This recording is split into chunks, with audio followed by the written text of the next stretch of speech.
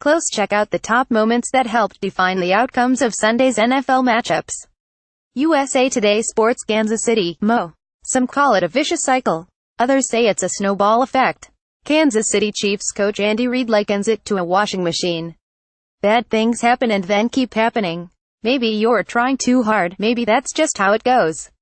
But it goes round and round and round, misery piling on top of more misery. You're hoping for something good to happen and, when it doesn't, you get a little bit down, Reid said. Which is why the Chiefs' rout over AFC West rival Oakland on Sunday was so significant. Instead of merely holding on, the Chiefs were in attack mode from the first series on. They had an energy and vibe not seen since their 5-game win streak to open the season, and the timing couldn't be better. The 2,615 victory, far more lopsided than the score indicated, keeps the Chiefs in a tie with the Chargers for the AFC West lead ahead of their divisional clash Saturday. The Raiders are now a game back. Everybody rallied together and supported each other, Reid said.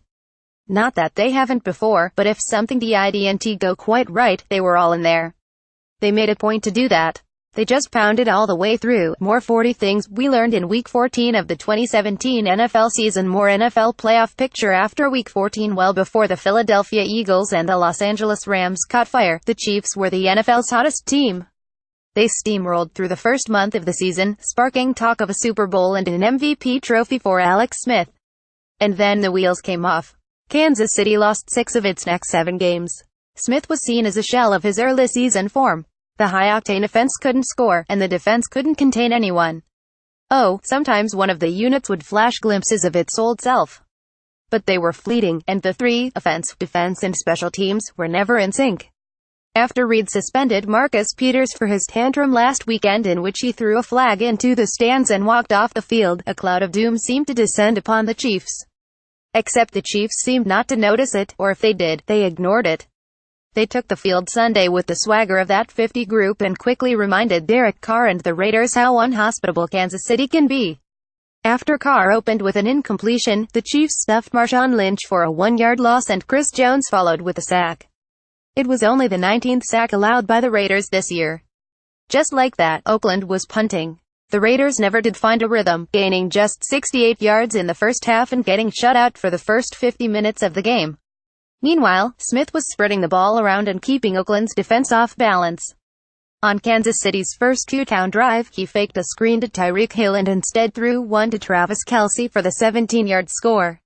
Kareem Hunt, the rookie who dazzled the league those first few weeks, found his groove again, too, rushing for 116 yards to go over 1,000 for the season, to play the way we know we can play early on, and to get challenged and to have a rough patch but kind of find our way out of it. I think guys have that confidence now, Smith said.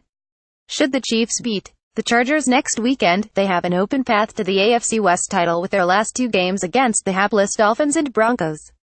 The Chargers have the Jets but finish this season against the Raiders. Win the division, or claim an AFC wildcard spot, and the Chiefs can finish the season much like they started it. It was good to see everybody hitting on all cylinders, Kelce said. Everybody just got the mojo back. The spin cycle has finally ended. Follow USA Today sports columnist Nancy Armour on Twitter @NarArmour. Photos best of NFL Week 14.